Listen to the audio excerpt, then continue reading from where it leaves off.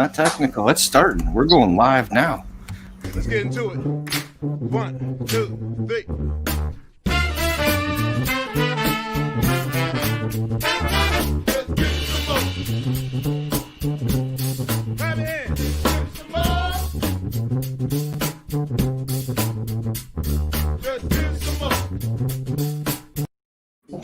Okay. Thank you for coming to my Whiskey Den tonight, your favorite public access whiskey review show where craft whiskey is king.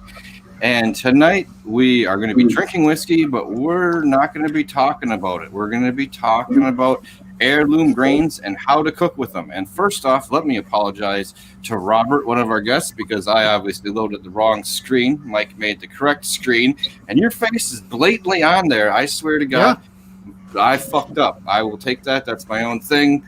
I don't care about the first 5 minutes. That's my fault, my bad. But let's also welcome Gary from Wood Hat and Alan Bishop from Spirits of French Lick. Thank each and every one of you for being here. But before we go any further, Mike, what do we usually tell our lovely fans at this moment? Don't forget to like, comment, share, subscribe, hit that bell notification to find out when new episodes are coming out. Please engage yourself in the chat if you're watching it live. Ask questions. We will definitely be watching those tonight. And comment down below if you're watching this later. Yes, yes. Oh, well, I guess Alan will be back whenever he chooses to come back. That's perfectly fine. And that's what happens with the interweb. He's back right there. He's back now. He's back in there. I pressed the chat button and it closed everything. That's okay. I get how that works completely. Apparently, you can't troll yourself on this show. No. You need a whole nother computer to troll me tonight, babe. And I'm not wearing a Cosby sweater, so it's not happening. But Gary, I know. Oh, he looks like he's doing. Do you want to start talking about what your recipe or corn or kind of everything like that? What the corn you use and stuff on your end? Like I think sure. You're cooking. We got a good mic there, guys. I can't. I've got a little bit of sound coming from different places. Am I coming through there? You're good. Yeah, you're good right now. I don't have the other one on, so we're set. Yeah, all right. There's a lot of technology going on here tonight, and the corn's sitting back there laughing at us. In the craft distilling business, we gotta figure out what kind of grain to use. And the most important thing about making whiskey is the grain. So maybe a little bit of background. I'm really an agronomist. I spent most of my professional career helping people grow corn. And it always amazed me that the corn we use to make whiskey is the same corn that we really grow for cows and pigs and ethanol plants. So we got another whole industry determining what kind of corn is out there to make whiskey with. So I never started with that corn. I started planting Hopi Indian blue corn in 12. I didn't have a still yet. So I started making that a year before I started having any place to do it. So this year we had 18 different kinds of corn. Next spring we're going to have 60 different kinds of blue corn, actually. So in the process of trying to figure out what do you go from here? What corn do you grow? And then what corn do you grow the second year and third year? And what do you go into production with? So you really need some tools to make those selections. And one of the tools that we use is to make cornbread out of that corn at a very early stage. So it takes us a lot of corn to make a batch of whiskey. If you look in the back here, you're looking at a 950 gallon still. It takes a ton of corn to do that. Well, you just can't get 12 grains of corn someday and come up with a ton of corn the next year. That's a 2 or 3 year process. So in the meantime, you got to figure out what corn you want to go down the road 3 years and then start propagating it. So if a corn doesn't taste good as cornbread, we chuck it. But if it tastes good as cornbread, then we know it's got some potential for making whiskey. Now, that may be the wrong way of looking at it, but that's why we're here tonight, is to look at this from the standpoint of cornbread and say, man, that's great cornbread. It's got to make good whiskey. So that's what we're all about tonight. So what I was going to start out with is showing you some different corn. And I'm going to go in the other room. Mm-hmm. Before you move, I'm going to. One guy, John, wanted to know: did you say 60 blue corns or 16 blue corns? 60. 60. He did say that, John. 60. We don't have Good thing that corn. Yeah, that corn is actually growing. The crosses are actually growing in Puerto Vallarta, Mexico today. And those crosses of seed will be back here in April in time for me to plant it at New Florence. It will actually be the largest grouping of blue corn in the world. So we've got to develop some mechanisms to evaluate some of that corn so we'll know where to go with it down the road. Nice. Mm-hmm. Are you taking off to go to the other place, Gary? Yeah, I'm thinking about taking off on the other. Can you hear me All now? right, that's cool. I'll switch you. We can hear you. I'll pop the other one off, and we're good to go here.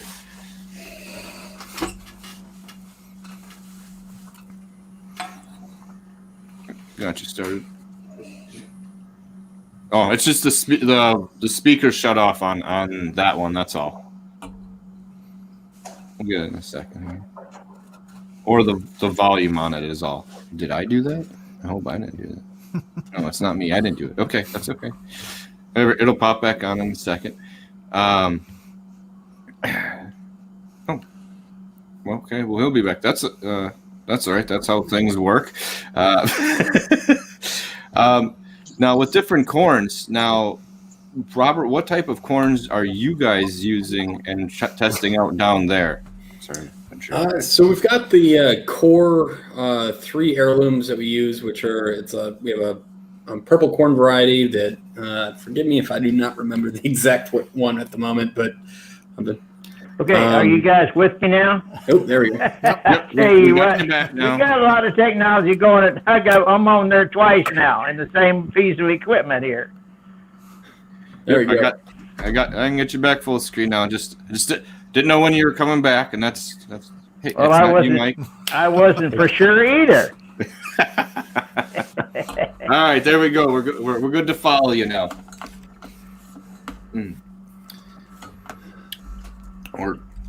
Or not. Cool. Now, do you see some corn? Is the corn talking to you yet? Yeah. There we go. Well, I'm gonna talk about some corn here, but as craft distillers, there's enough corn in this country that is so different that each one of us craft distillers could have our very own corn, and at least the same guys in the same state. This is a corn here called Missouri Shoe Peg. It's basically been sitting on the shelf since 1928, and we pulled it off last year with the help of some USDA people and planted it and grew a little bitty crop enough to get a bunch of seed. So this next year, we're going to make some whiskey out of it. But this year, we made cornbread just to kind of see what it was like. Missouri Shoe Peg. It's pretty good corn. But if you look at the different corns, there's a lot of them out there. If we go into the number 2 yellow, which we're all familiar with, at what point does that number 2 yellow turn into an orange flint? The rest of the world is using orange flint today. Why aren't we? What is it about the orange flints that we're not taking on? So we're growing some orange flints today. Most of what we got is coming from Brazil, but man, does it make some great white dog. We just got through doing some of their first 2 batches of a ton apiece, and very impressed. But where does that orange flint turn off, and when you start getting some red, what kind of color is involved with that? What kind of taste? When you move from that one corn to the next one, how do you figure out what's in there? We don't know that color dictates taste, but we do know there is some commonalities between color and taste. So as we move into some oranges, Then we got into some flints. Some reds. This is a Bloody Richard Red here that we've done for several years, and it's been a real good whiskey corn for us. But there's all kinds of varieties, a lot of shades. And what do the different shades taste like? And so by making cornbread out of these, and you can do that with about 3 different ears, you can make a batch of cornbread and see what it tastes and see if it does taste different. We get into the blues, a lot of blues out there. We got dent blues, we got flint blues, we got different, is an 8-row blue, does it taste any different than a blue that's say got 24 or 26 rows? We don't know that. There's just so much we don't know. And making cornbread is just one of the tools we use to evaluate it. And we're hoping that when we taste it, some of those same tastes are going to show up in the whiskey. So where did the blue stop and purples begin? The purple colors through anthocyanins, which is antioxidants. The whole thing about is it in the whiskey, is it not in the whiskey, but we know it's in the cornbread. And then what do you do about the browns? What are they like? What do they taste like? What kind of whiskey do they make? Those are the questions, and that's the reason we're doing cornbread here tonight, is we're evaluating that to see kind of the first stage of evaluating one of the corns. And it's good to eat too. So we're going to kind of move back here to our kitchen preparation area, so to speak. We're not really set up for a big studio here, but we're going to try to show you how we do this. And the first thing, when you got when you make cornbread, you got to make a fire. And needless to say, if you're going to make a fire, you might as well do it in a Dutch oven. And if you do a Dutch oven, then you make a fire. Now, as we're a wood-fired distillery, so we always have plenty of finely ground wood. And I always put a little bit of finely ground wood in my chimney. And then we put the charcoal in. Now, if you look in your Dutch ovens, sometimes there's a number on there, and sometimes that tells you how wide the Dutch oven is, but a lot of times it just tells you the size of the hole of the cook stove that it sits on. So you really just need to measure your Dutch oven. And when you get that measured, if you put 2 briquettes per diameter inch for most Dutch ovens, and that's all you really need. So we're going to start with a 8-inch Dutch oven tonight, and our recipe is going to be is all based on an 8-inch. Then we're going to run outside here. We kind of moved our barbecue grill.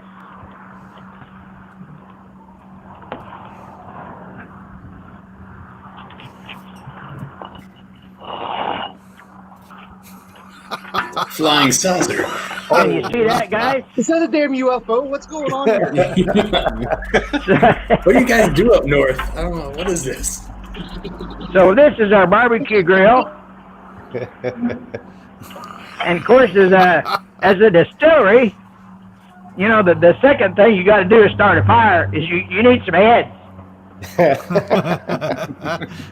So we'll put just a little bit of the heads in there, soak that up a little bit. Kind of gets things going a little bit faster there. Why do I feel like we're about to have a Jackass episode? Then what you do is you stand across the street and fire the rocket. Yeah.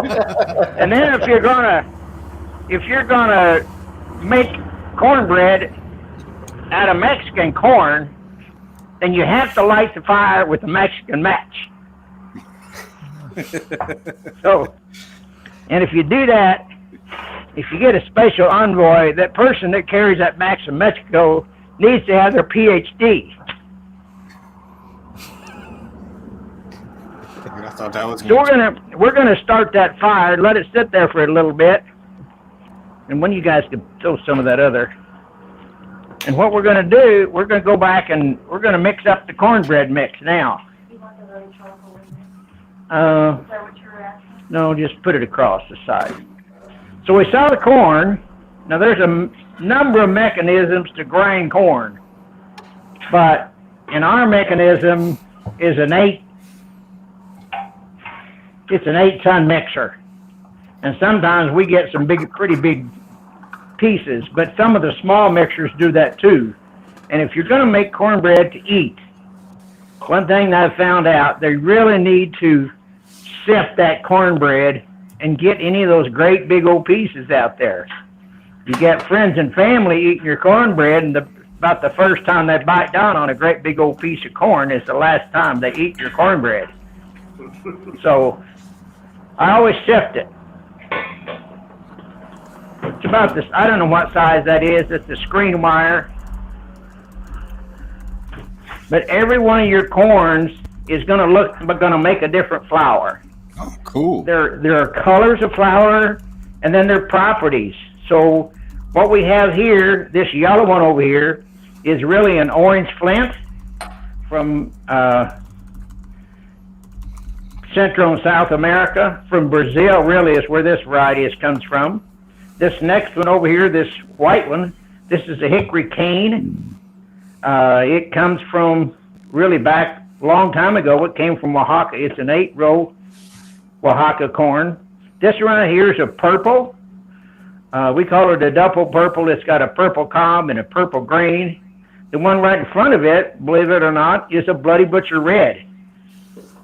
And then we have another one over here. This is our Hopi Indian blue. Now, when you mix it up, there's different starches in this. So some of it is amylose and amylopectin.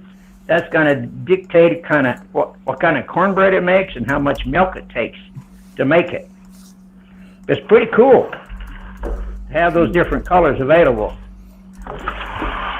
So this recipe, have you guys got the recipe up there so you can look at it? I can make it that way. Give me 2 seconds. Go ahead and put the recipe up there, and we'll start mixing up some cornbread. Beef it up for a bit. So basically 2 bowls, kind of wet ingredients, dry ingredients. Yep. So you need to start the fire like we just did a while ago. We start that fire. You need to have that about 1 hour before you're ready for hot cornbread. Get your fire going, then you can mix it up, and while your charcoal briquettes are going, you can mix it up. And this recipe is set up for an 80-inch Dutch oven, and it takes 2 cups of grain. And most of the time it's a 1-to-1. A lot of your cookbooks will tell you to put more flour in than corn, but we're trying to evaluate corn, so we go heavy on the corn. So in this recipe, I'm going to pour in, there's a cup of Bloody Butcher red, and then there's a half a cup of Brazilian orange flint, and then a half a cup of flour. You kind of need a little bit of flour to hold it all together. Now, if you're gluten-free and you don't want any gluten, you don't have to put any flour in it whatsoever. It just makes it pretty crumbly if you don't add some flour. So then, in addition to your dry ingredients, got a little baking soda or powder. If it's sweet mash, or if it's sweet, use baking powder. If you do sour mash, you can make cornbread out of sour mash or spent mash. It's not the best. Here's some cornbread that's made out of spent mash right here. You see it's not leavened very much. Mm-hmm. Kind of tastes a little bit like spent mash, actually. So there's better tasting cornbread. And then you need a little salt. So that's all your dry ingredients. Mm-hmm. Mix those up. Then on your liquid side, you need to put an egg in there, preferably from a chicken that ate heritage corn scrap. That makes better cornbread. You might be asking a lot for some people on that one. Yeah. And then born in the 3rd month. I can see people harassing people at the grocery store. Where did you get your eggs? Damn it! Oh yeah, right.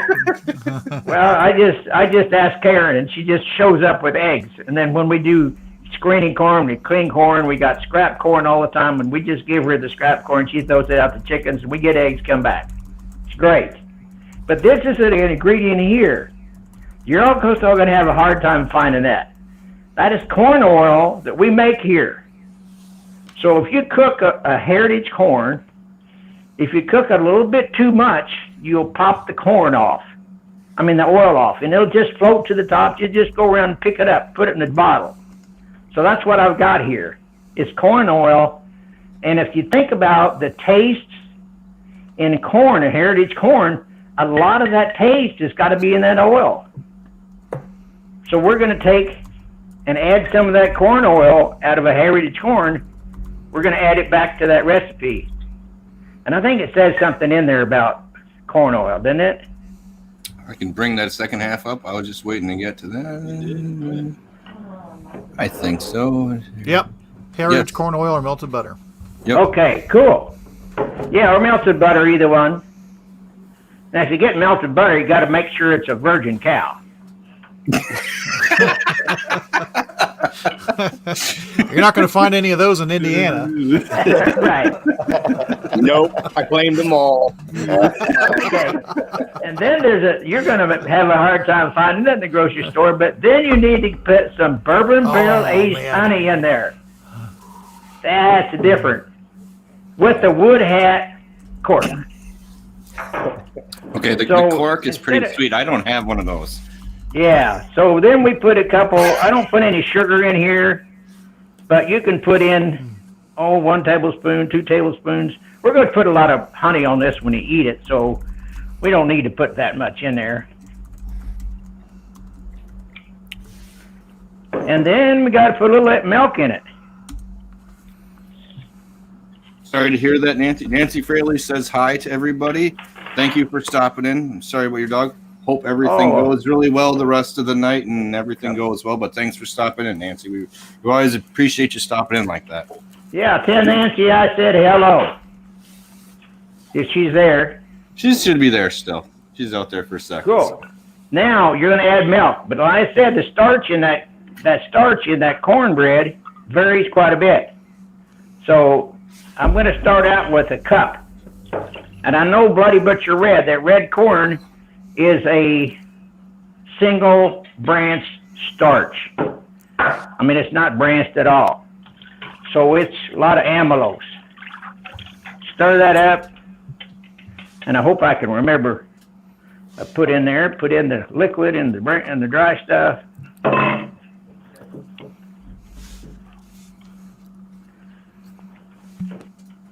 going to go back to him mixing. I'll come back to that part in a second.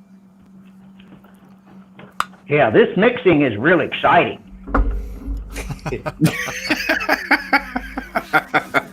I need a little Bob Marley stir it up going in the background. Yeah. Yeah. Yeah, that's when YouTube kicks you off right away. Yeah. Okay, while it's sitting there a little bit, we're going to use an 8-inch Dutch oven. Now, this says 8 on it, but it really measures about 7 inches in the bottom. And so that recipe you got is really for a Dutch oven that measures about 7 inches in the bottom, or an 8-inch Dutch oven. Mm-hmm. So the next thing we need to do is to get this Dutch oven out there on those coals to get it warmed up so we can melt the butter. So if we time this right, it's just perfect. We put that up on top. We can start letting that heat up a little bit. We did have a question from the chat. What type of grill is that? What type of grill? Yeah, what type of grill is it? There was a serious question before about what the hell type of grill that was. I bought it down at Walmart. Okay, that's yeah. That's the Well, this started out as an anhydrous ammonia tank, I cut both ends of it off and put it on a pedestal. Then I had some big stuff of, well, you don't really want to know where that steel came from, but it weighs 1,000 pounds. So I didn't want two guys to be able to steal it. So I wanted it to be 1,000 pounds. So Amen. it's got a rotisserie in the middle, so you can rotate it around wherever you want. It's got a hole in the front, so you can feed the everything in there. It's one I built. I think Mark was the one that asked that, so no, you can't just go get that one, unfortunately. No. We're going to let that heat up just a little more, because when you put that cornbread in there, it's kind of like searing a steak.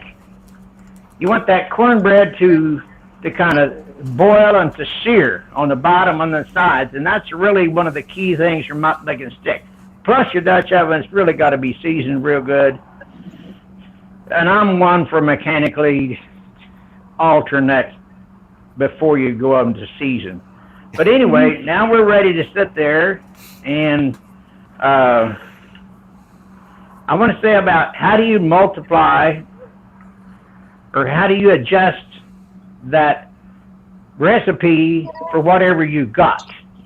So this is kind of how it is. I did a whole spreadsheet and did the calculations down to how many cubic inches, so the length on the width times by our squared and all that stuff. You could plug that in there and able to calculate how many times the recipe you had to do depending on what kind of Dutch oven you had. But there's an easier way. What we're going to put in there is about 3 cups. That recipe is going to make about 3 cups of stuff. So what you do is you take your whatever, if it's in the house or whatever you're going to do, put water in there and tell us about 1.25 inches thick. And see how many cups of water it takes to make 1.25 inches thick in your oven. And then divide that by 3 cups. That'll tell you how many times to multiply all the ingredients in that recipe. Does that make sense? I put up that section of it too. So yeah, it does. Yeah, so if it takes 9 cups to fill your Dutch oven, you need to multiply that recipe by 3. If it takes 7.25 cups, then you multiply it times a different number.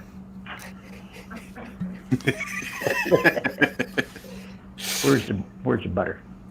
All right. So here's some, we're going to wait on that to get hot, but can you see this? These are some cornbreads that we've made in the past. This one is pretty much a blue corn. Kind of got a tinge of green on it. Green is because if you add baking soda to sour milk or to a sour mash, you move that blue corn into a green color.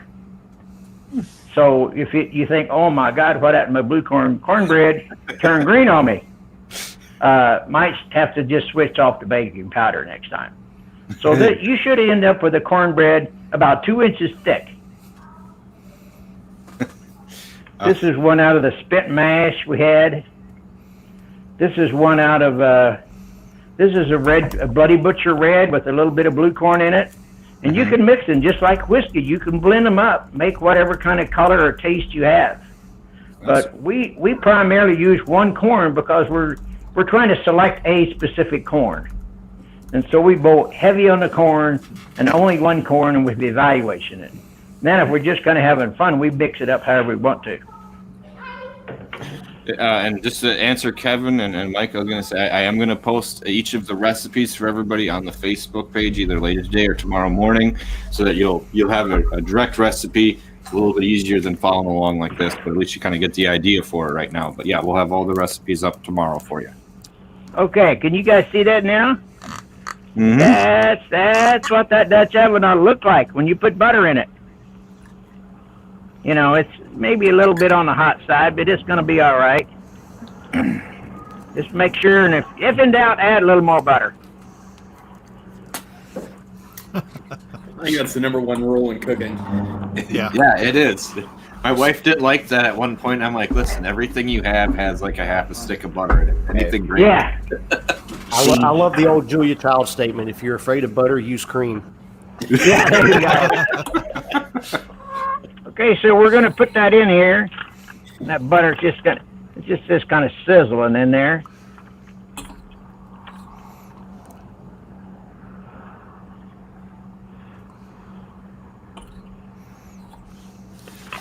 And then I like to put seeds on top. And today we got sunflower seeds.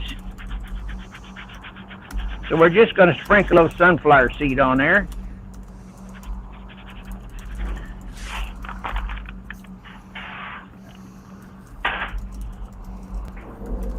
And we're going to put this back in the barbecue grill. Barbecue grills work pretty good just to keep the heat going, yeah. Yeah, keep the wind off of it.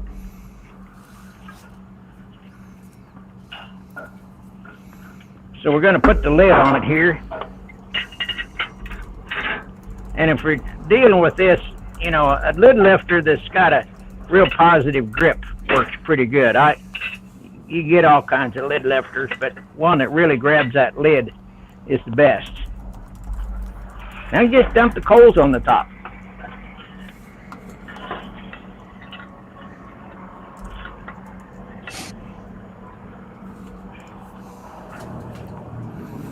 Nice. And get that tray out of the way. So on a Dutch oven, you want to put 2/3 of the coals on the top and 1/3 on the bottom. So we got an 8-inch Dutch oven. You're going to use 16. So 16 divided by 3 is 5. So I'm going to take 5 of them and put them off to the side. And we'll set that Dutch oven on top of those 5, kind of equally spaced there. How many was that? 4? Sometimes I can't count to 5. It all works. But you really need, you might not think it's very important, but 6 coals on the bottom of an 8-inch Dutch oven will burn your cornbread. So that's a pretty good rule. Precision. Diameter times 2, 1/3 on the bottom, 2/3 on the top. That's nice. What am I doing? So we're set. I don't know. Now all we got to do now is just wait about 20 to 25 minutes and eat it. I don't even can see it on the small side, but I was drinking a Mountain Dew I got, and I just sniffed it like I was drinking a whiskey. And it didn't work out quite the same way. Not quite the same way. The same way. Like I got 2 things going on, and I brought the wrong one up there. I don't mind citrus, but... Okay, so now, like all good American standard cooking shows, we put it in the oven, right? Yeah. And voila, we got one just coming out of the oven, just right here. So this is one we just got through doing. And you can see on the top, it looks brown. Nice. It's away from the edges. Should be popped around the edges. You can do that little stick thing if you want. Put a knife in it. But usually just kind of look at it. If it comes away from the sides, it's brown on the top. And those seeds you got, if they're browned, it's going to be brown. It's going to be done. Did we end up making Jessica work late again tonight? Yes. Sorry about that, Jessica. Voila. Look at that.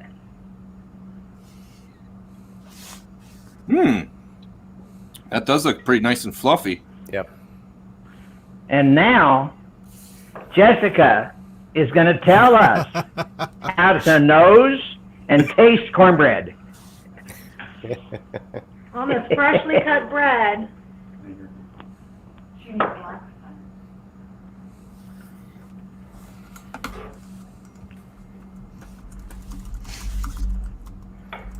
Well, let's see. I don't know how to. You can just speak. I'll just be the face.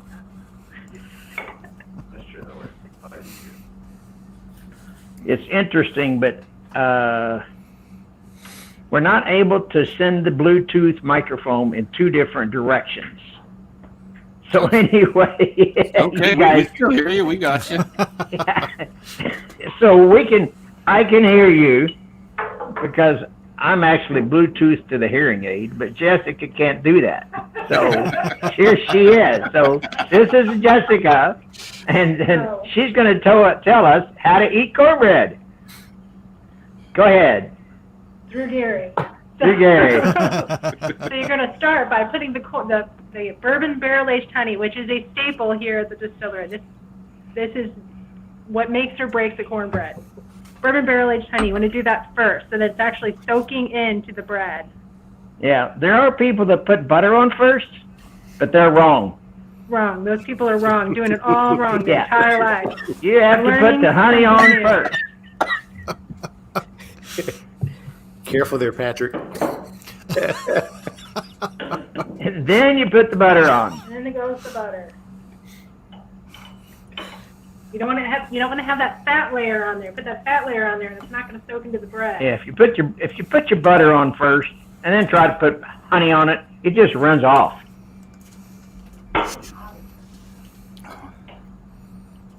It's kind of like putting Coke in your bourbon. That bad. So, part of me went the wrong direction on that when he said that for 2 seconds. I was like, no, you're not supposed to do that at all. So get your cornbread on there, and then let it soak in while your butter is melting. Yeah. That's the American standard way.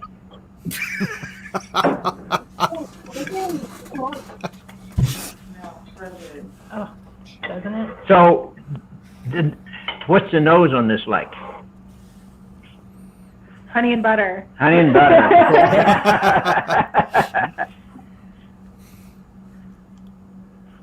You can't hear that at all. I can't. Can you put You're doing a good job. She's going to get the hearing aid now? Off the hearing aid. Clean it first.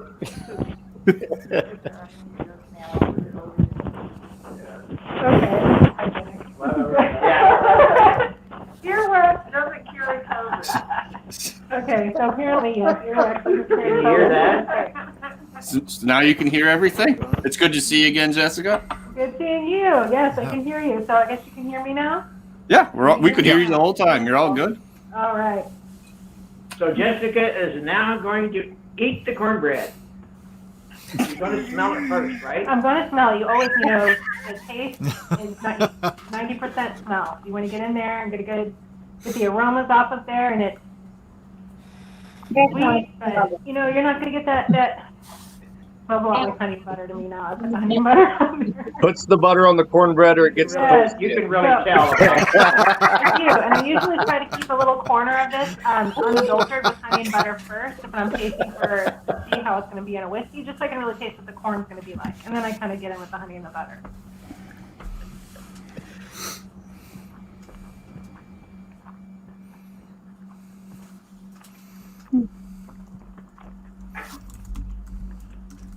So what do you think? It's not as sweet as most other cornbreads. It's going to it has a little bit of a nuttiness to it.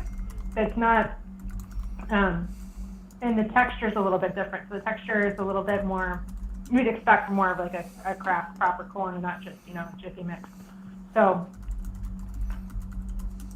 a little more green, a little more grit to it? yeah, it's certainly more nuttier, for sure. I don't want to say that it's spicy from the red corn, but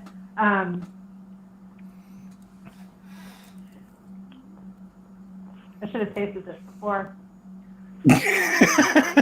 So what's your rank in cornbread? 60, 80, 85? I'd say it's ranking an 85 plus, and we need to plan it next year. Cool.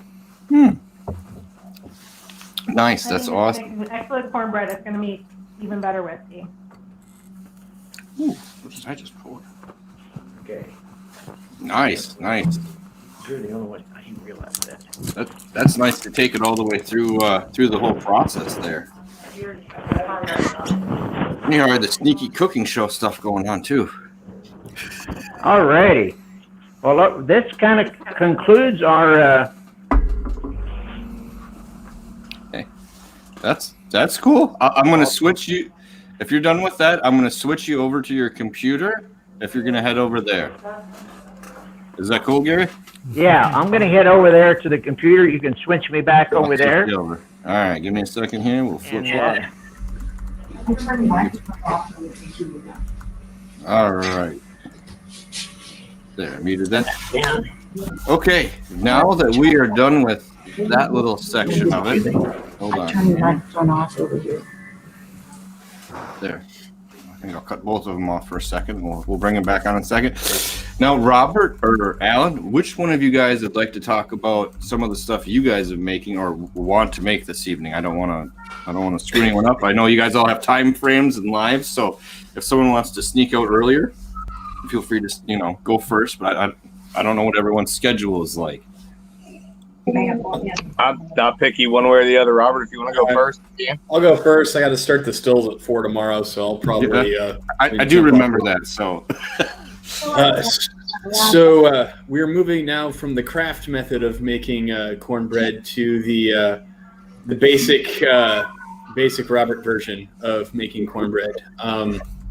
So when we're not using cornbread for evaluation of the grain itself, it's fun to use heirloom corns just because they do have a little bit of different flavor. They do have that nuttiness.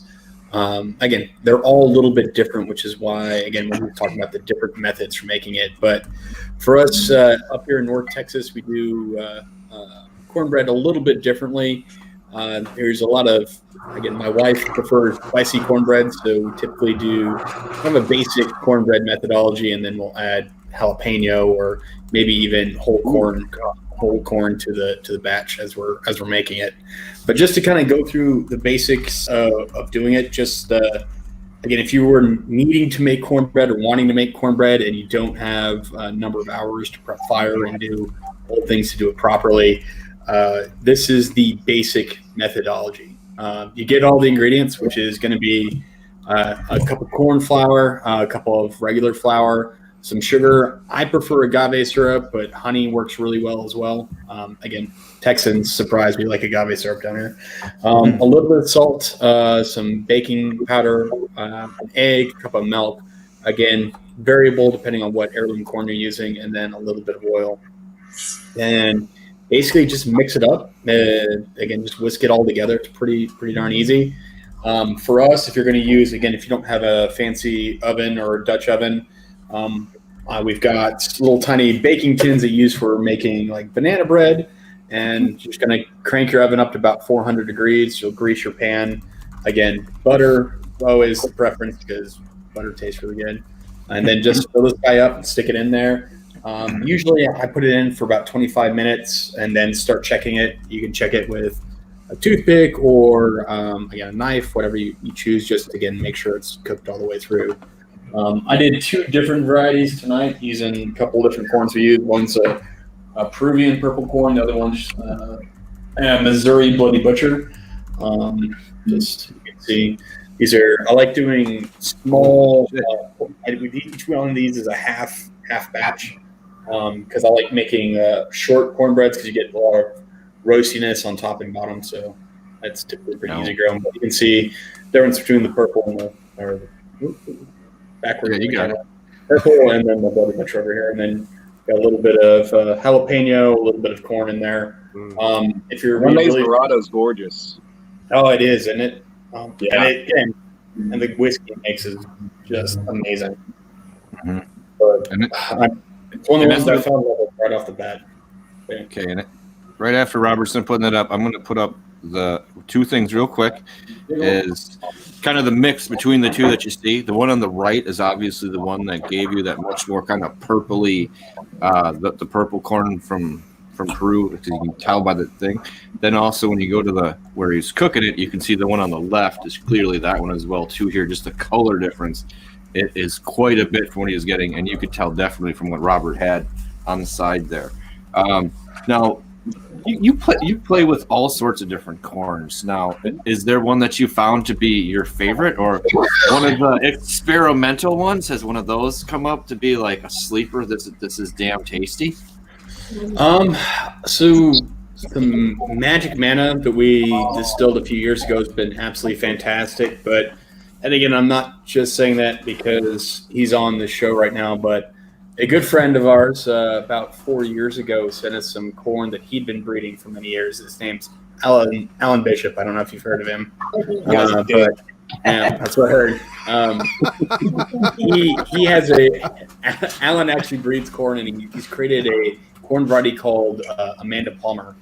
And it was one of the most unique spirits, and it's become honestly one of my favorite barrels that we've released so far.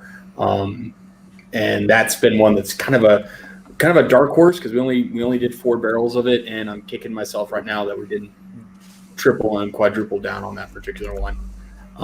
But again, I if someone's gonna become known for using Amanda Palmer, it better be Alan Bishop. So let him take the lead on that one. But yeah, you guys done beat me to market with that one. Yeah, I'm sorry. But so that one's been really fun. And then the next one I'm really excited for, I'll probably be either later this year or sometime next year, is actually a glass gem flint corn, which is, again, if you Google that, it's one of the prettiest corns. Again, there's tons of different varieties of it too. So you have stuff that's more rainbow colored. You've got, there you go. Boom. It's one of my favorites. So I'm going to flip that over there. Yeah. So people get a little vision on that. Absolutely. Again, when you talk to people about it, like corn comes in every color of the rainbow, and then there's actually rainbow colored corn. So absolutely gorgeous. It makes a really, really fun whiskey as well. Again, we've tasted, it's just hitting 2 years old now, so it's got a little while to go still, but those kind of the fun ones that we've been doing. The Magic Mana in particular is like almost like a sugar cookie coming off the still. It's really, really beautiful whiskey. But yeah, that was kind of the fun ones. And then my mom this year, she grew an atomic orange, flint little baby corns. It's an old Alan Capulet variety. Oh yeah, and I don't know. I'm excited to see that's gonna be one of this year's experiments. So I'm really excited to see how this guy turns out. I remember when you planted that one. I was pretty intrigued. Now, a couple questions for Alan and Robert and Gary. Do you guys sell the heirloom cornmeal at all? We don't. I mean, if someone wanted some, they would have to come up to the distillery and ask me for it. We'd grind it for you on site, so it's pretty easy. But yeah, we don't do it just for market. We have a local, one of the local farms does sell some of the Bloody Butcher and some of the other varietals that they do for us for restaurants and some other purposes. But if you wanted to come visit and you really wanted some cornmeal, I could get you some. Nice. We That's good now. We don't at the distillery, but for years, I mean, that's what Tim and I did was, we did the farmers market stuff, and so occasionally, if we're going to do like a reenactment or something with Hell's Half Acre, I'll grind some corn and take it down for stuff like that, or sell it, or give it to people or whatever. And I'm hoping that as my daughter gets a little older, we'll be able to get a little bit more back into the agronomics and growing and stuff like that. Oh, that's nice. Yeah, the thing about it is, if you're going to make an heirloom corn and you're going to really make a 100% whole corn, it's going to spoil pretty quick. So you're going to have to keep it froze. To sell that commercially, you would have to sell it in the frozen food department.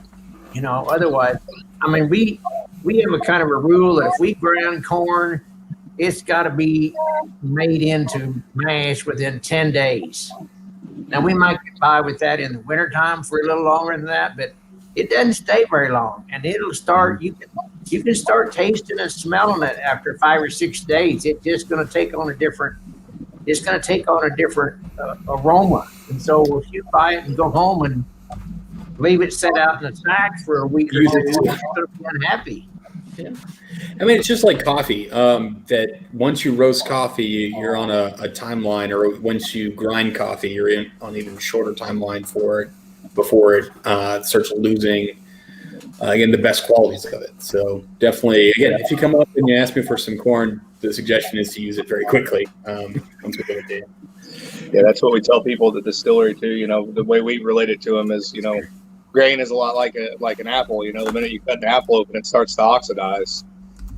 Same thing with grain. You know, it immediately starts to oxidize. So we grind all of our stuff fresh every day, and we could, I guess, grind some for people, but it would be. I don't think Steven would appreciate me very much if I made him get up there with a Tupperware container and try to catch all that corn coming in out of that hammer. He already hates me enough as it is, and I'm waiting for him to slip my throat one morning early, so I'm not looking to make that worse.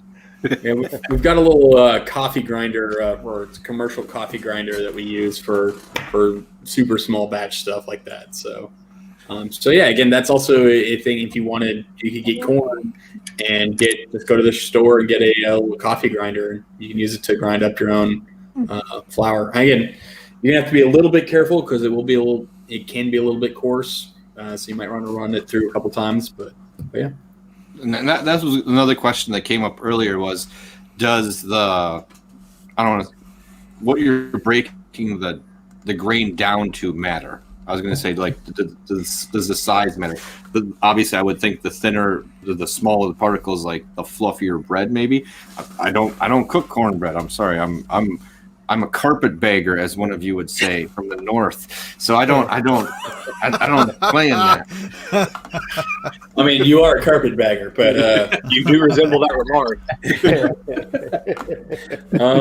I would say it does. Again, if you're looking at, because you're using the starches, you're using the sugars of the corn, and if you don't grind it up small enough, you're not going to quite get the conversion necessary. You're going to end up with something that's a little bit more chunky than you're probably used to. I know on whiskey, I know Alan can probably talk to this way better than I can, but again, depending on your grind, actually can affect your yield that you're getting quite a bit.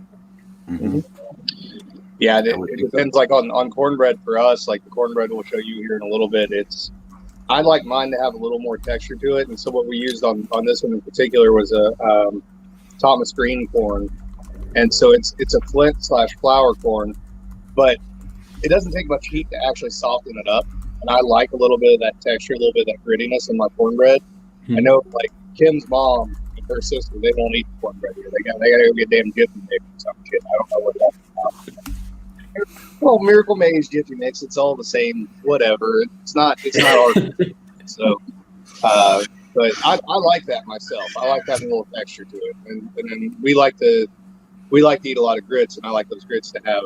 I want grits. I want them to actually have some nice texture to them. I want to have some mouthful to them. But one day I won't have any teeth, and then I'll be just drinking them out of a straw, and I want them as fine as they can be.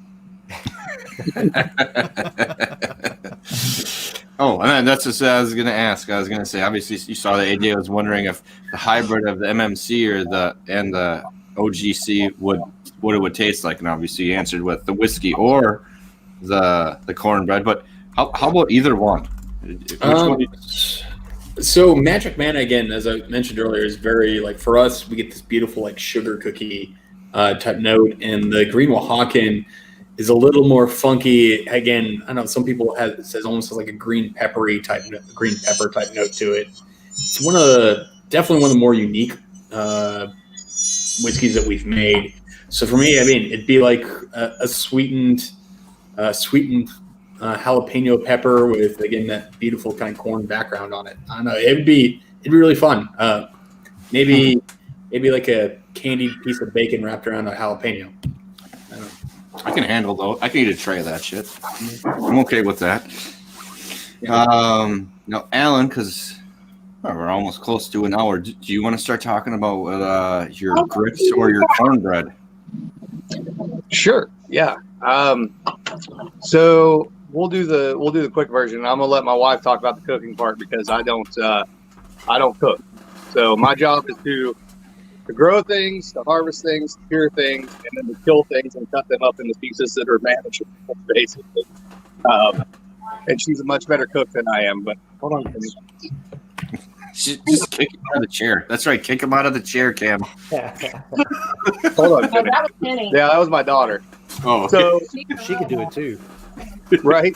So as Gary was saying, it's playing around with these different corn varieties. Every distillery in the United States should have their own corn variety. And honestly, in my opinion, I think every distillery should have one person on their team that has kind of an agronomic background or is leaning towards that direction, so that eventually you can even breed your own corns, because it's not that hard. So a good example, a while ago, Robert was talking about a couple different varieties. Magic Manna was bred by an amateur plant breeder named Carol Depe about 10, 15 years ago. And then the Atomic Orange was bred by an amateur plant breeder named Alan Capular, probably back in the 80s, I would say. And there's been a huge movement of amateur plant breeders alongside the heirloom seed movement for years. And I've tried to encourage those people to also get into distillation, because distillation is inherently agricultural. Mm-hmm. That's what really pushed me further into distillation than what I was growing up in my family. Was, I worked as an organic farmer and independent plant breeder for years, and I didn't have any market for anything. Nobody in the Ohio Valley cared about that stuff at the time, right? You couldn't, everybody and their brother had a garden. You go to the farmer's market with a load of tomatoes, and here comes your neighbor that also had extra tomatoes. Like, here, let's open the trunk, and everybody come get free tomatoes.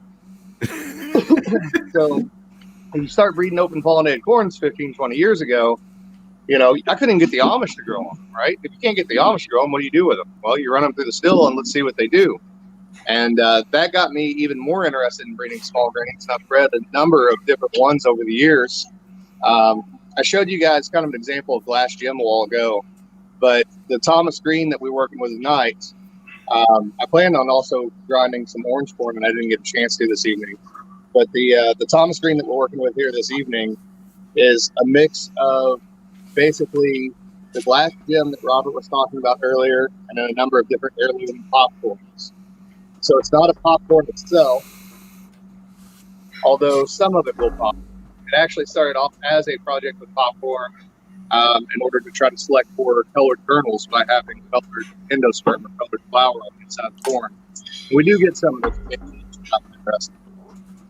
But as Robert and Gary both kind of talked about a little bit earlier, those different colors, oftentimes, they're representative of different flavors. Different flavors tend to come from different amino acids that are located in the coloration of the corn.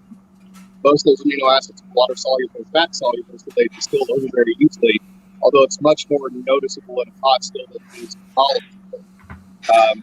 You tend to get more flavor because you're distilling more water than you are ethanol.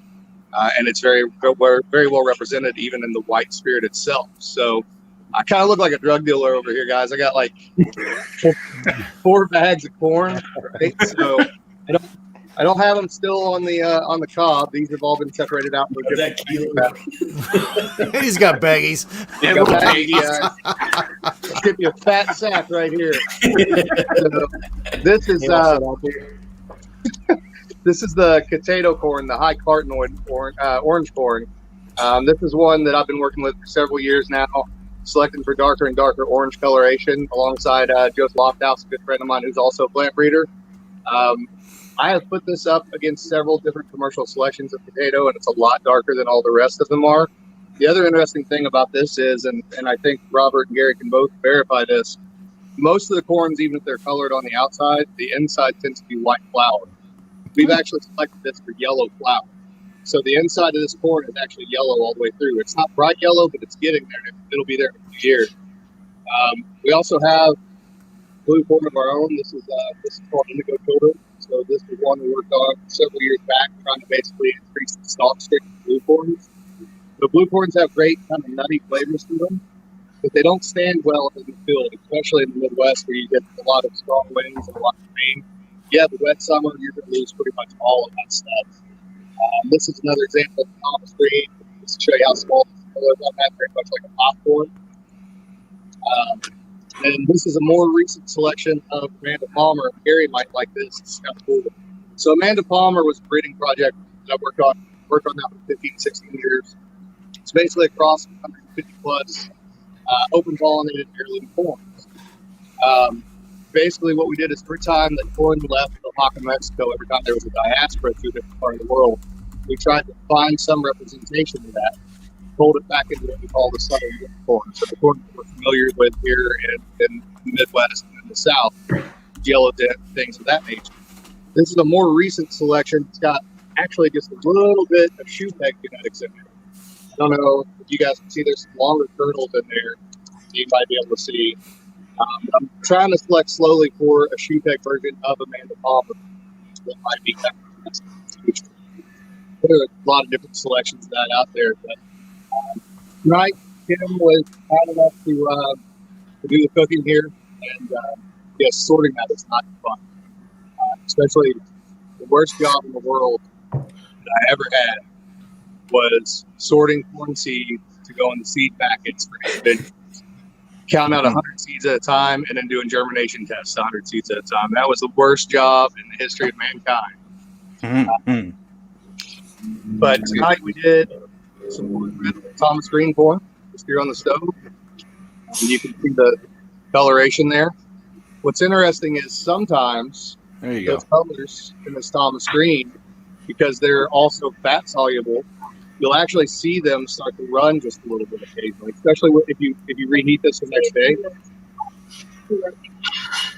The milk is turning purple. Okay. I'm going to let Kim talk to you about cooking. Okay. I'm going to move out of the way and let her do that. I'm going to get punched in the face. So. I don't even know if I can get it. Yeah, you pick up the phone. So the milk is actually turning purple from the red and the blue kernels. And one thing, like he mentioned that amino acids are water, fat soluble, and all of that. But what he didn't mention is that each of those amino acids has a different flavor associated. So, like the purples and the reds, you're going to get more fruity flavors, or blueberry-esque, which I think is why the purple corns and red corns really blend to this style of fermentation, because he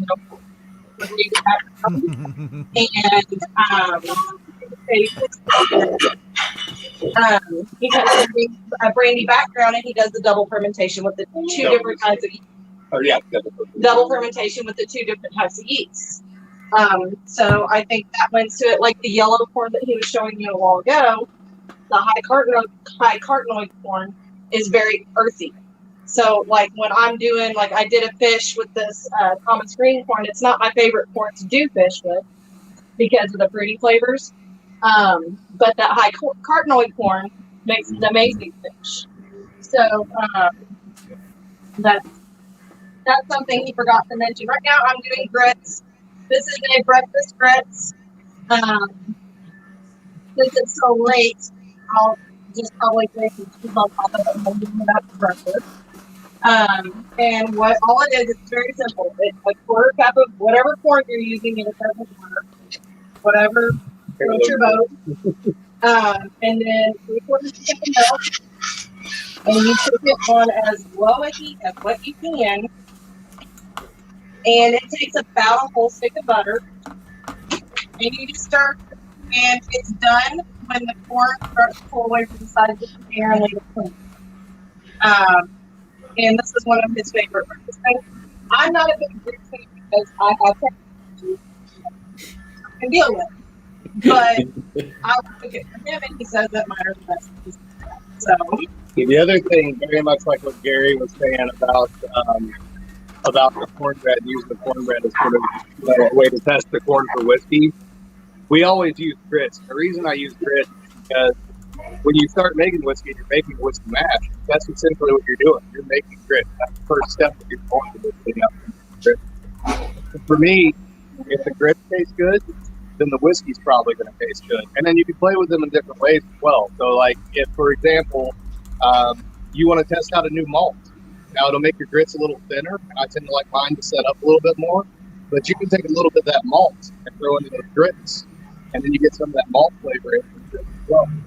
So we've done that with different brewer's malt, different roasted malts, etc. The other thing you can do if you want to make savory grits, if you want to use one of these corns to make a base beer or a base alcohol for the gin, you can take some botanicals and throw in there. You know, and you can really get some of those savory sort of notes coming through, and seeing if the corn is going to work with this particular botanicals in that particular way. And we've done that several times as well.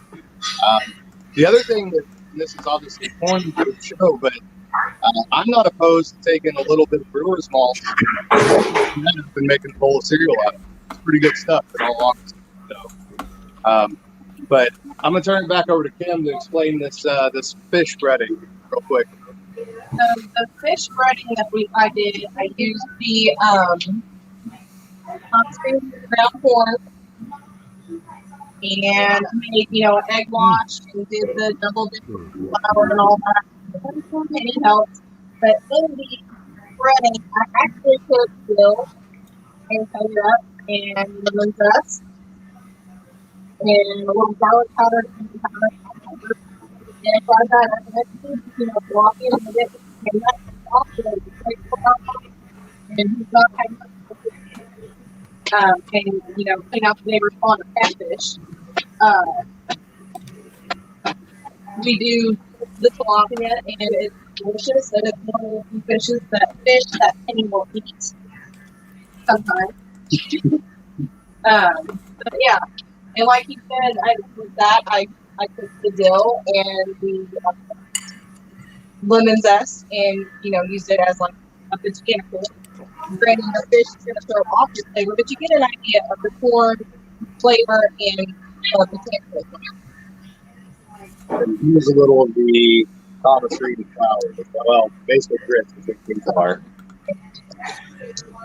Hey, Alan, there's a really good question about the heirloom corns and whether they're less water hungry than some of the like number 2 yellow that we tend to grow in more mass quantities. Yes, definitely. Let me fix my phone real quick, guys. Sorry. So, to answer your question, that's one of the reasons I got into plant breeding was for low input agriculture. It wasn't really so much organic agriculture because I never got certified, but it was what we call ecological growth, right? So it's do things within the best of your ability in the place where you're at. So looking through the Midwest, one of the things that kind of sucks about the Midwest, Gary probably from the too, is that we lost a lot of our heirloom seeds in the Midwest because we were heavily marketed to by the big commercial seed companies over the years. So a lot of stuff just disappeared. Now, if you're somewhere like not too far from Robert, if you're in Arizona and you want a corn variety, you can find a corn variety that is very uniquely adapted to Arizona pretty easily, because there were a lot of Native Americans there that held on to those genetics and passed them down for years. So with a lot of things that I was breeding and working with, I had to kind of reinvent the wheel from the get-go in order to adapt something to an organic system. So one of the corn varieties I worked with, and Gary and I were talking about this the other night, it's UK Tuxpanyo. And Tuxpanyo varieties are these kind of really flinty varieties that come out of the Caribbean. And they're really interesting. They're super drought tolerant. They will shoot a tassel and a silk the same day, the tassel and the silk being the flowers on the corn, the way that the corn pollinates itself. Yeah. And anytime you see a tassel and a silk shoot on the same exact day, you're going to get extreme drought tolerance, because what that corn's doing is it's trying to produce grain as absolutely fast as what it possibly can. It's not going to waste any time metabolizing anything else. The other thing that it would do is it would make these large oval-shaped stalks. And I know to most people who aren't growing corn, that doesn't mean anything. But when you're breeding for corn and you're breeding for agronomics, those oval-shaped stalks are super important because they give the corn a lot of strength. They keep it from blowing over in the high winds. They keep it from breaking over easily. Gary and I talked about this the other day too. I've had acres of corn that, I don't know if you've ever seen an army of raccoons ride deer in the battle, but I have. And I've cried over that many, many times. But raccoons are lazy animals. So what a raccoon will do, a raccoon won't go from plant to plant and climb up it and get in the ear. What a raccoon wants to do is it wants to climb up one plant, it wants to get to the ear, and then it wants that plant to fall over onto the next plant. And they're so incredibly lazy if you ever watch them.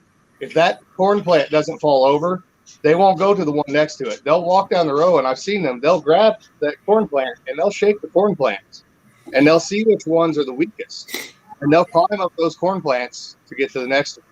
So those agronomics were super important to us. The other thing that's super important, and Gary's probably kept up with this, Robert has too, But on the agronomic side of things, a lot of these old heirloom corns have got these crazy what are called air roots. So they don't just have roots that are down in the soil. They might have roots that are up in the air, a foot, sometimes 2 foot. Maize Morato, some of those real primitive Maize Moratos, I've seen them 3-4 foot up in the air, which is insane. But those roots are there for a reason. They're not there just for stability so it doesn't fall over. They actually produce some amount of basically like a sugar type substance that feeds bacteria that fixes nitrogen into the soil. So this corn is actually creating its own nitrogen, its own fertilizer. And that's something that has not been exploited by plant breeders in modern days in a long time. But I guarantee you that's something 8,000 years ago, those guys in Peru and the guys in Oaxaca, Mexico, they knew about it. You know, they may not have known what was happening, but they knew that something important was happening. They knew the trait that it was associated with. The other interesting thing about these old corns too, guys, that I'll tell you. So we've talked about flavor. We've talked about evaluating them for whiskey. We've talked about different things we can cook with them. But the best evidence for why we should be using these corns in general, first of all, is they're part of local food shed, and every distillery should be a part of local food shed. That's what distilleries originally were. They're another part of local food and watershed. Second reason is, guys, these old corns, as long as they're kept, you know, isolated to some extent, planting times are varied. You can keep them GMO free. That's a big thing nowadays. But what's interesting is watch the animal. If you ever see a field of open pollinated corn, you can put 1 acre of open pollinated corn right in the middle of 80 acres of hybrid modern corn, and the deer and the raccoon will walk past every stalk of modern corn there to get to that 1 acre right in the middle, and they will wipe that 1 acre completely off the face of the earth because they know something about that corn that we don't know. They can sense something about it that we can't sense, and that to me is a good enough reason to want to play around with those, as any is. But as has been mentioned, you know, every distillery could have their own corn crop. I mean, they're short season corns that are 60 days. You know, if you get up in the northern Canada, there's corn grow there. There's no reason for every distillery not to have a corn variety or to do interesting things like what Gary's doing with you know, different varietals, but also what Robert's done, where Robert's actually used corn in a way that other people aren't, where he's actually taking and using small amounts of corn as flavoring grains, which is pretty interesting, I think. That was a lot. No, you're good. I'm just going to pop back in for 2 seconds because Nathan want to know, are there any reputable sources for heritage seed stock? Yeah. Baker Creek is a fairly decent one, I think. Seed Savers Exchange is okay. Depends, you know, everybody has their own moral qualms about different things. I don't want to be if you guys think that bourbon people are weird about what they drink, seed people are so much worse than bourbon people, guys. I'm telling you. You know, a guy like me or Gary, even Robert, I'm sure if we had extra seed, we would come off of some if somebody was interested. I know I don't know who all I've sent seed to over the years, but I can tell you that Amanda Palmer, there's versions of Amanda Palmer all over the United States and really all over the world. Southern Exposure Seed Exchange is one that I like a lot. I've done a lot of business with them over the years, and they've always done me right. But more than that, if you can find some of these smaller places like Alan Capular, P Seeds, he's still running that after years and years and years. Carol Deputy, I believe she still maintains a seed list. Those are the people I'd spend my money with. I always try to find stuff that's adapted to your particular bioregion more than anything else. You don't want to be bringing a Hopi blue corn from the low desert that they plant, 18 inches down in the ground on top of the limestone where the water hits it, back to the Midwest and going, oh, I hope it does okay here. Yeah. Sometimes there's interesting things that happen too. Gary and I also spoke about this recently. I think the old timers will tell you, especially Native American seed keepers will tell you that corn likes to go home. And what that means is, a lot of the tribes that were displaced from the East and from the Midwest, when they went out West, they took their seed with them. And that seed, after 100 years, had adapted to the desert.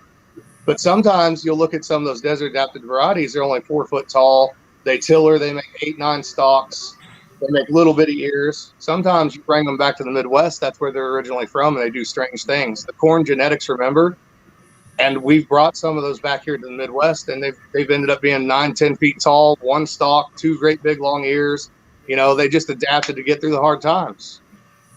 Yeah. I was just thinking about, I don't know if I'm still on here or not, but. Yes, you are. Yep. Well, just thinking about some people, you can plant corn anywhere, really. And it's a fantastic thing to watch and grow, and for especially kids to watch and be a part of planting corn and growing corn. And you can make cornbread out of 2 or 3 ears, and you can grow it yourself. So I'm going to make a proposal here. We're going to start shelling our corn for planting. We've got it hanging in onion sacks right now, and we're going to start shelling that corn. And when we do that, we quite frankly make a mess. And it goes everywhere. And if anybody wants 100 seeds or whatever, I will make up 100 seed packets of whatever we sweep off the floor, and I will send it to you. Okay?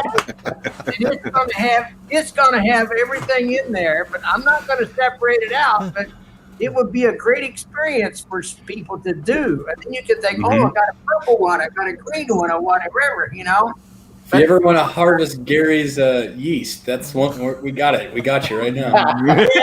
So, if you guys want to do this, if you just send an email to Jessica at woodhatspirits.com and put in the subject line so we can sort them, it's going to be, I'll make up 100 seed packets and I'll send it to the first 100 people that send Jessica an email asking for seeds.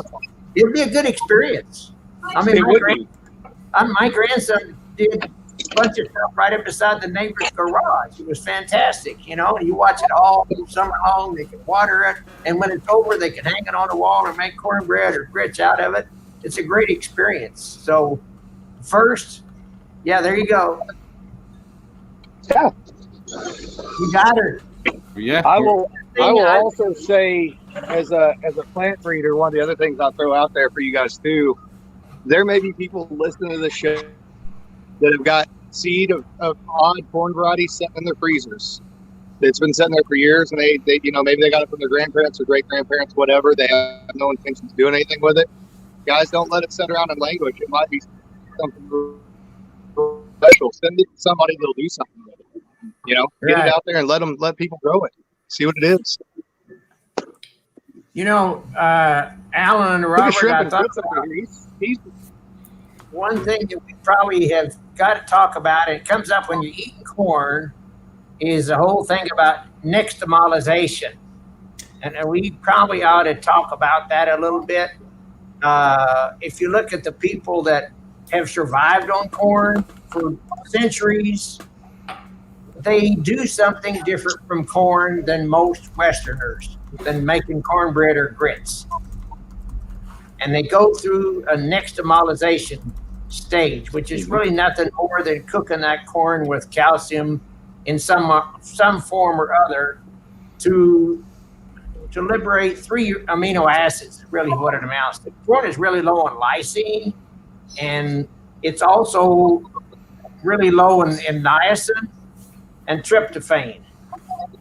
And long before they knew what they were, they just knew that if they went through their nixtamalization stage, it was healthier and people lived. And when Westerners came across, Europeans across, they just picked up the corn by itself and didn't mix any calcium with it. So those people who are really looking for using corn as a staple probably need to take that into consideration, go through the hominy stage, so to speak, then you can dry it and grind it or whatever. But it's very significant if you're going to eat a lot of corn. Now, beans will also substitute. If you ever look at animal agriculture, there's nobody ever tried to feed cows straight corn. It's always going to mix it with soybeans. That's what animal agriculture is all about in this country. It grows everything we eat is corn and soybeans. And the Native Americans always grew beans on corn stalks. They always ate them together. and then they mixed calcium in there, which liberated 3 amino acids, which was made a better balanced protein. So what I miss, guys?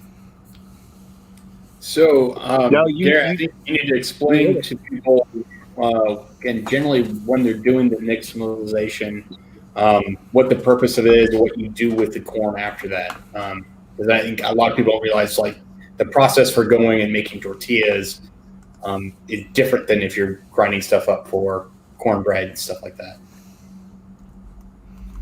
Right. I think that, maybe it's wrong, but I know a guy that's been in corn breeding for many, many years, who's in commercial production, does a lot of chips and so forth. And I said something about butcheries. Oh, forget it. It's worthless. Don't do it. You're wasting your time. I said, why? He said, first of all, the red's only in the pericarp. You can't make a red chip out of it. You think about it. You can't make red corn chips. They put beet starter in there to make it because it's only in the pericarp. The other thing he said, it does make it a good tortilla because it's all straight grain starch. And I thought, hey, that's great. I can kind of skip the first station there, but corn really varies a lot in its starch structure. And when you try to roll out a tortilla, you really want a corn that's got a big branched starch to help hold it together, to act more like gluten. Try to roll out a bloody butcher red tortilla, and you have a surprise. Right. The other thing, if you're going to grow some corn and some beans too, and especially if you're a distiller and you're a home distiller and you're adventurous, I'll throw you another old time thing you ought to put in your pack, and that's some old time moshada squash. See if I can. So we grow a land race of these. It's a cross of about probably 250 different moshadas, all different shapes and sizes. If you cook those the right way, it tastes just like a sweet potato, and you can make something very similar to a sochu from them. So you're getting a lot of use out of your land space. Okay. Oh yeah. Okay, quick thing here. Kent's got a question, and then I want to switch over because I think Ben's sitting over there waiting to finish his shrimp and grits. He's just waiting to finish dinner. Rookie question: what's the difference in seed corn and corn for milling? Just base quick question from Kent. Come on, get off there. What? Man, this thing does not want to listen to me today. Depends on what kind of corn you got. If you got an open pollinated corn, there is no difference. It's one and the same. But if you got a hybrid corn, that's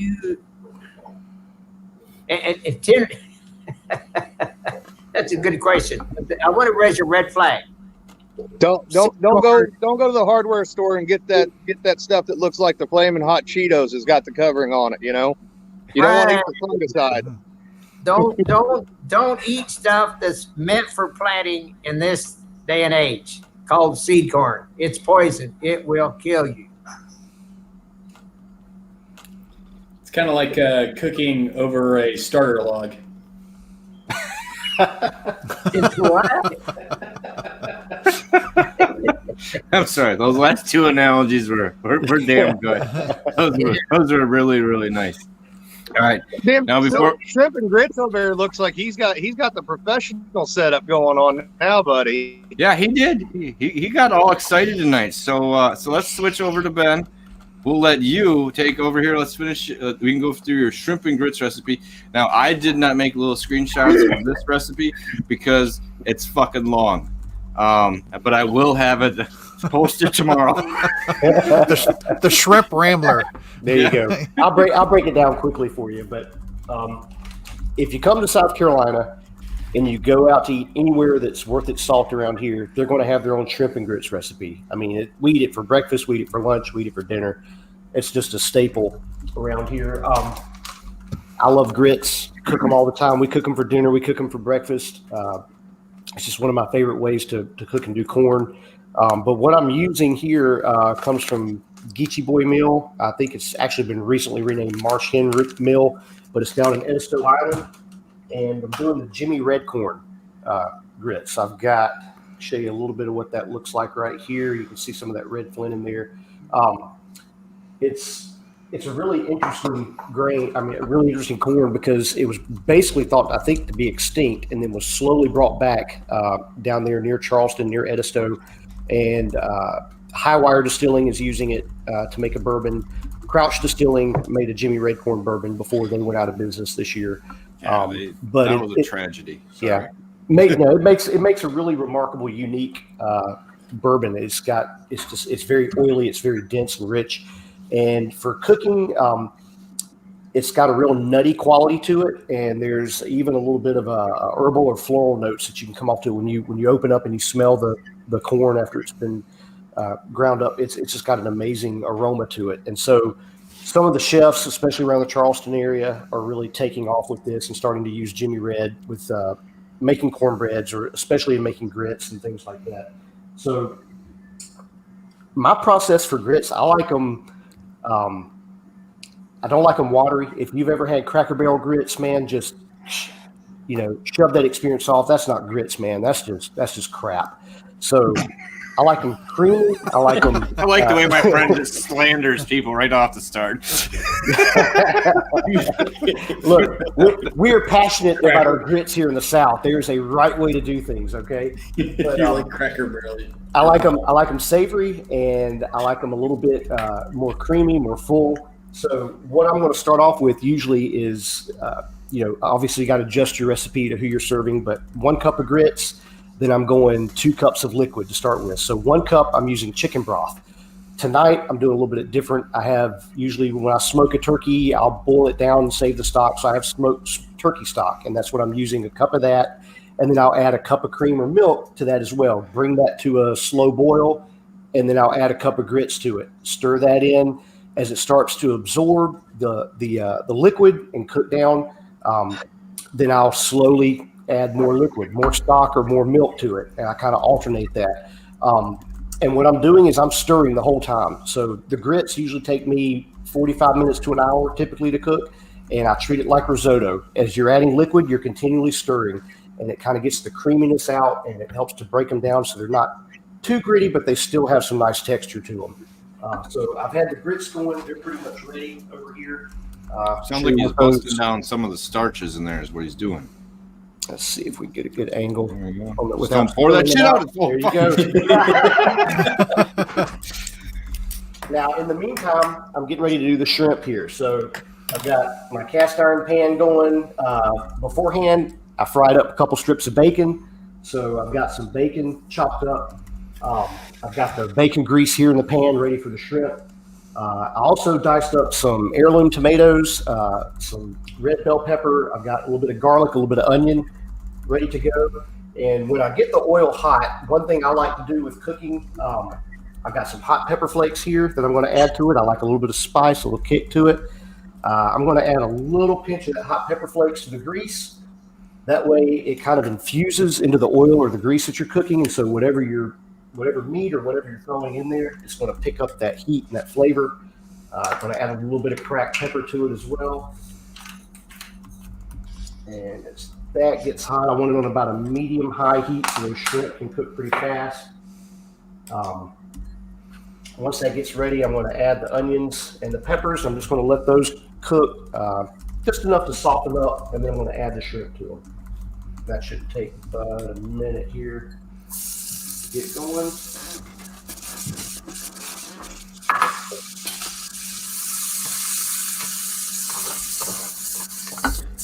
Hold on, that's supposed to come off a minute. Sorry about that. Have a little bit of smoked coarse salt to keep on hand, and a little pinch of that in there.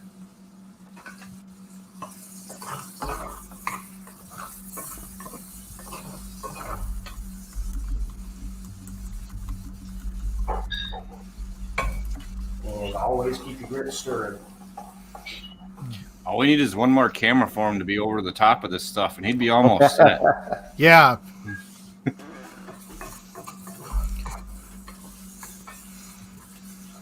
That's coming along. Time to add the shrimp.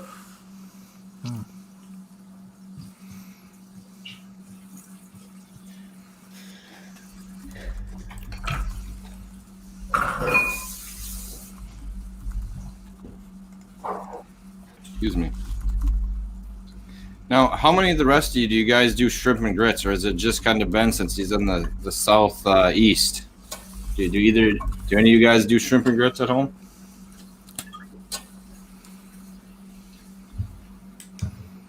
Is everyone on? Oh, am I on mute? I'm not. Okay, I just didn't know if Robert, Alan, if anyone else did shrimp and grits. That's all. I was eating my think grits at the moment. do I eat cheese? I've had this on mute, so We eat lots of shrimp and grits, but to be honest, I mean, some of the heirloom grits are some of the best I've ever had. I honestly will say, I don't think you've actually truly experienced grits until you've had them made with some heirloom varietals, because the flavor difference is massive. Yeah, that's very true. It's a big difference between just your standard white or yellow grits that you normally find. So while the shrimp are finishing up, I'm going to go ahead and serve up the bowl of grits here. Get that prepared. hey, not too much. We don't want that spilling on the floor, man. Man, I haven't had dinner. I'm starving over here.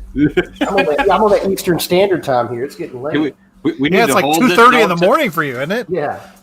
We need to hold this out for another hour and a half. For you, man.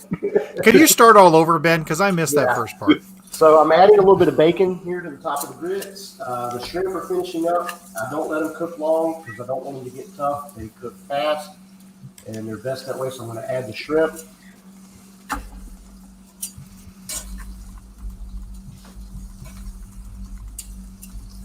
And it's great to do with fish too. So you can fry fish, you can grill fish or whatever, however you like it.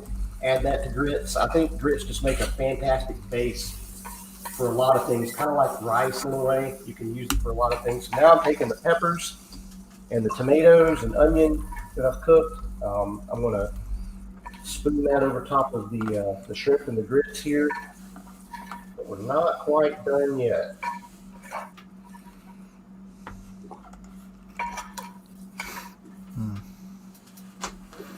Okay, I am starting to get hungry now. It's been a few hours since we started. I'm just going to be. I was all good up until like recently. Now I'm starting to get a little feisty for something to eat myself. At this point, I'm returning the pan back to the heat. I'm going to add a little splash of white wine to deglaze here. A good dry white wine. Let that start to reduce down, and I'm going to add in a little bit of flour as I stir and basically just make a gravy out of this.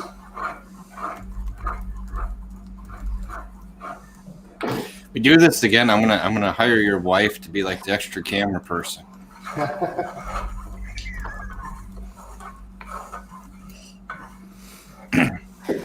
But if she's like mine, she's in charge of putting all the kids to bed right now, so she's doing a whole other job of her own right now. Yeah, and there's 4 of those in this house. So.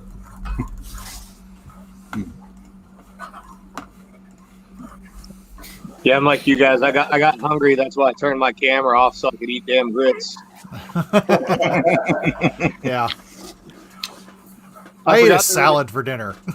My wife ate on camera. I forgot that they were in here on the table. My cigarette craving got going, so I had to go get the cigarette. I actually tossed half the cigarette because I was like, wait a minute, there's grits in there on the damn table. What am I doing? All right, so that's cooked down. Just going to pour a little bit of that over top. And we're ready to go. See if I can. Hold on here. Yeah. There you go. That's sexy right there. It's gorgeous.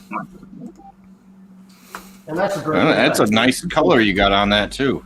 And you can make them as fancy as you want. You can keep them as simple and country as you want, and they're just fantastic all the way around. And when you use these heirloom grains like this, the flavor is just like Robert was saying. It's off the charts, man. Hey, Ben, where do you get your grits? Does somebody local make your grits for you? If I'd send you some corn, could you have them in grits, or do you want me to send you some corn ground corn and you just kind of make grits out of it? I can do it either way. We've got a couple of local mills here where I live that do the grits, and then these in particular came down from the coast a few hours down where they're growing the Jimmy Red corn. But yeah, no, I've got a couple of local mills right here close by. Yeah, but can they do a little batch?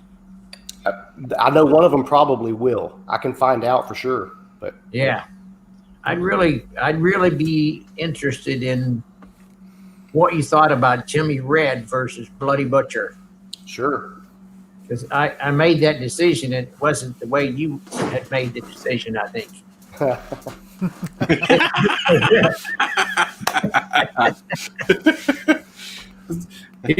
Gary, like he's the a way homer. that's phrased. He has to like Jimmy Red. It comes from an island just not too far from him. Yeah, it's native to my state, so that's why I chose that. Right.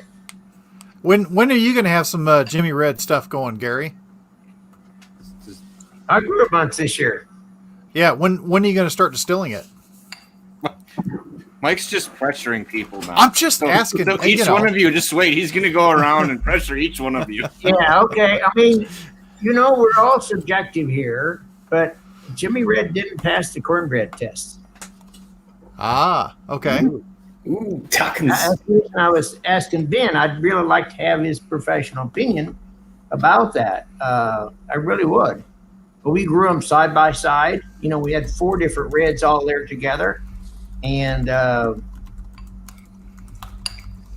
going to make a small research still, 25-gallon still. That's about all I got out of it. And I haven't made that yet, but we did the cornbread and it didn't score very good.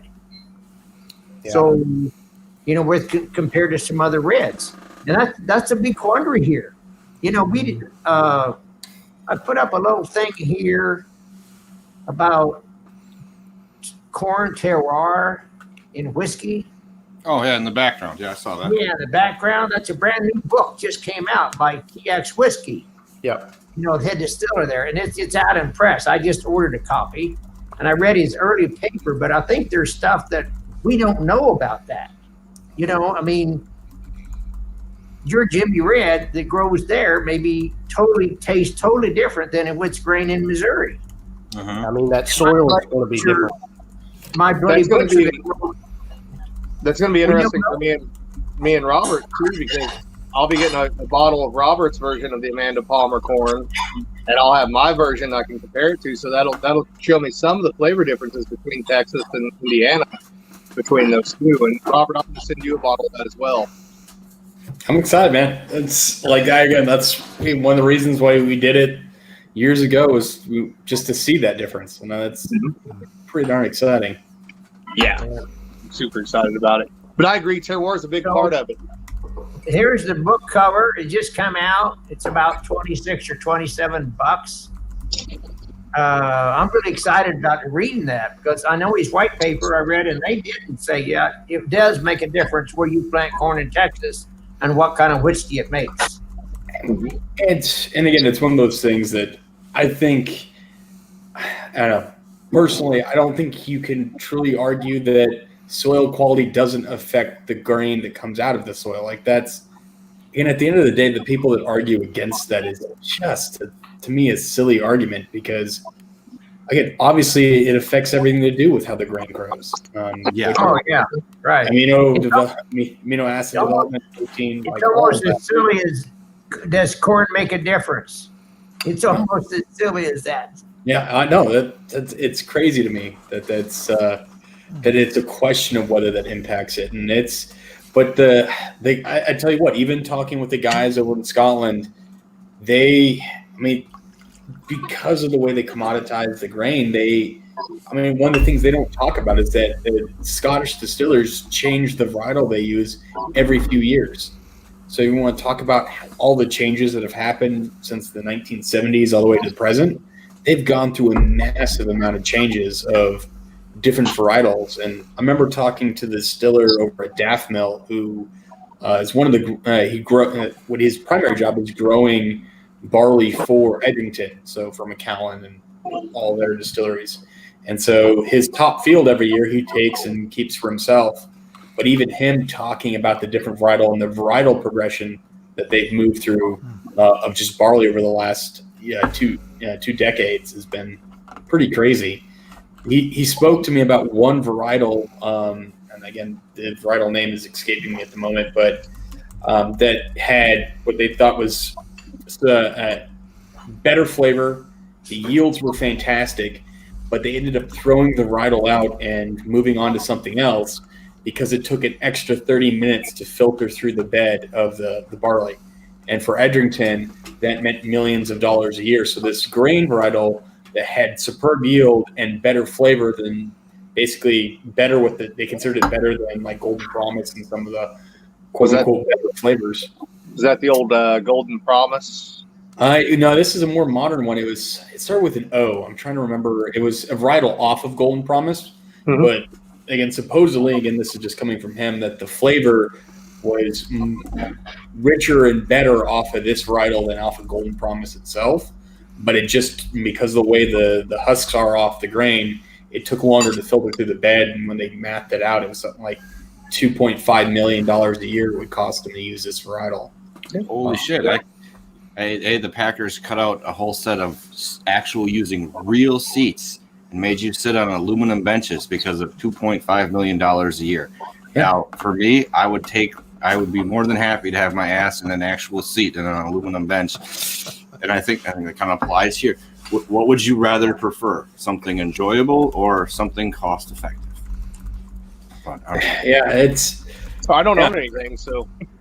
It's one of those things that, like, for us, the smaller distillers, again, if you added 30 minutes onto my day, yes, I'm going to be very sad. But if it was something, it's something. It wasn't Odyssey or Opal, but it was, okay, then that's fair. That's fair. Just popping out. Come on, get off the screen. Oh God, it's one of those things. I'm going to remember this 30 minutes after I get off. But guys, as soon as I remember what it was, I'll put it up there. If not, I will shoot him a message and ask him what varietal it was. Now, I can tell you on terroir, even in modern hybrid varieties, just as a real quick aside, on yellow corn in Indiana. So if you're in southern Indiana, more towards the Ohio River, all right, so you're within the first two counties next to the Ohio River, we have a lot of red clay soil here. The yellow corn that comes off of that red clay soil gives a ton of oil. The stuff that comes up from around White River and a little further north, you don't see hardly any corn oil in that stuff. And so that's all sand-based soil up there. So that gives you just a visual cue, the differences in a modern hybrid, and that's all affected by the way it's grown and where it's grown at. Of course, the seasons are different too. So like up around White River, even though they're more northerly than we are by a good little bit, they can actually get their corn out about 2 weeks ahead of us because they have that sandy soil and it heats up quicker. So they get the corn out before us, the corn comes on before ours, they tend to miss the droughts, etc., and that affects the flavor as well. And Gary and Robert, you guys might be able to confirm this too, but it seems to me like a lot of times the more adverse conditions that these corns go through in any heirloom grain, truthfully, the more just absolute horrible conditions get thrown at them, the better the flavor. You may have a lot lower yield, but the flavor is 10 times better. I mean, it's the same thing when it comes to grapes, though. I mean, it's why they will cull grapes and cut them back to so they only produce a certain amount of tonnage every year, because flavor is better when you do that. And when you stress out the plant, sometimes you get some really cool stuff to happen. Yeah, it tastes better when it's got a raccoon bite out of it. Yes, then I like for to try some Buddy Butcher. That's just the rabies. That's just the rabies that you're getting. We're immune to that in southern Indiana. You get that once when you're 12 and you call it the Ohio Valley crud and you go on about your day. Well, I mean, but you're talking about soil here in South Carolina. Like, I'm in the foothills region, and here it's that red clay, like you're talking about, Alan. And that's mostly what we have here. You move, go 45 minutes up to the mountains, and you got more of a black soil. You go an hour and a half down, you get in the Midlands, and it's sand and a loamy soil, and you get down further south in the lowlands, and you're back again to a really rich black soil from all the river drainage that's heading down to the ocean. So, yep. Nice. Okay, everyone. I see where we're at. We're at about an hour and 45 minutes. and Ben hasn't stopped eating since he finished making his grits. So I feel like maybe it's getting towards that point where maybe we should cut the show off for this evening. We have had a bunch of fantastic recipes for everyone to try, and the reasons to try them that way. Just getting that extra punch out of it, seeing where it lands. I think those are all things a lot of us can do, and any of us can do at home, and almost do a test. Like we all know these three distillers. You get some of the grain, cook some cornbread, and try it side by side and see if some of the flavors pull through for you that you were getting in one to the other and how it works. I just think it was something fun, and we're looking at doing a couple other cooking shows. I mean, it's hard to turn away from rye because that shit's a bread already to begin with. Oh, come on, man. What? Are you going to complain? Would you complain about going to Far North Spirits and trying 16 different types of rye? Hell no. Okay, that's all I'm saying. Yeah. That's all I'm saying. That type of thing. And yes, I know, Spencer, I don't want to cut the stream short either, but I know people have to get up in the morning, and I don't want to be too shitty to them. I will say, because we know, people need to go to bed and stuff, but I will say this has been really great to be able to watch the chat. And we've had three fantastic distillers on, three people that we're very big fans of. The blend of your three whiskeys, Bloody Butcher Red, Lee Sinclair, and Harbinger 2019B is a fantastic blend. If anybody has all three of those, to do that, it is so good. Third, is that what you did? Because I did equal parts of all three. We've blended Wood Hat and Ironroot on the show in the past, but the blend of all three of them, gentlemen, it's good whiskey. If you got a chance to do it, please do it. Yep. I love all three whiskeys, but I'll go ahead and say this sampling tonight. The Lee W. Sinclair pairing with the grits, the shrimp and grits, is phenomenal. Thank you. You were doing that one kind of just, for whatever reason, set off on a different level. So. Oh yeah. But, like I was saying, thank you, Alan, Gary, and Robert. We cannot thank you enough for stopping on and spending your Monday night with us. We appreciate it, and staying up late. Hey, we love everything that you're doing for coming on, and this was an interesting show, and we hope to pull you back on for more stuff like this, because this is just an extra insight into the field, and I don't know, it's one more thing to play with rather than just getting buzzed up. You could cook and get buzzed up at the same time. Right. So doubly fun. So I want to thank all you guys for coming on the show. We really appreciate it. The moral of tonight's story is, if you can make grits, you can make whiskey. It just might not be very good whiskey. And that's where you should start hitting these guys up for questions. Where did I fuck up? Well, you just took the grits recipe and tried to distill it. It didn't work out very well. You forgot the barley. I forgot the barley. Yeah. Got all sorts of other exciting things. I put up some books out there. If you guys want me to give you the names of those books, those are 3 books that I go back to from time to time. Yeah. I don't know where you can send those out. I can send them to me. I can put them in the links for it later or tomorrow. I can just put them right in the links when people hop on the video, then they can see it underneath and click on them. So that's easy enough. Yeah, here's the one. This is a pretty in-depth book here. It's several hundred pages, but it's got, if you want to know how niacin converts out of tryptophan, it's in this book.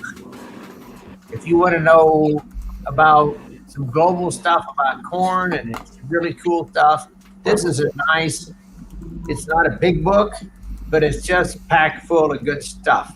More of an anthropological viewpoint. And then, of course, here's the new one that just came out this last week, the Terroir of Whiskey from TX. Mm-hmm. If you want to write those down, if you want me to send them to you, can send them to people. I'll hook those things up in the underneath in the link later. Yeah. And send me some ask for some seeds. I'll send you guys some seeds. Yeah, I put Jessica's email up there. We'll get her doing some more work. She'll look for that. Be nice to Jessica. That's right. Okay, so we'll be nice. Make it a friendly message to Jessica now that we'll be piling on her. So I think everyone, thank you so much for stopping in. It has been tremendous. Everyone in the chat, I'm sorry I didn't check back with you as much as we typically do, but I think there was just an amount of knowledge to come through today, and I didn't want to cut into it too much. So thank you, everyone, for stopping in. We really appreciate it. Remember, it's not the size of the den that matters. It's the love of whiskey. Cheers, everyone. Cheers. Later, Get guys. to it. 1, 2, 3.